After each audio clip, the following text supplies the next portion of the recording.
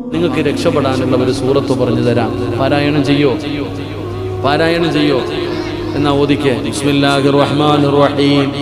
അൽഹാകുമുത് തകാസുർ ഹത്താ സുർതുമുൽ മഖാബിർ കല്ലാ സൗഫ തഅലമൂന സുമ്മ കല്ലാ സൗഫ തഅലമൂൻ കല്ലാ ലൗ തഅലമൂന ഇൽമൽ യഖീൻ لترون الجحيم ثم لترونها عين اليقين ثم لتسألن يومئذ عن النعيم. അല്ലാഹു സ്വീകരിക്കുമാറാകട്ടെ.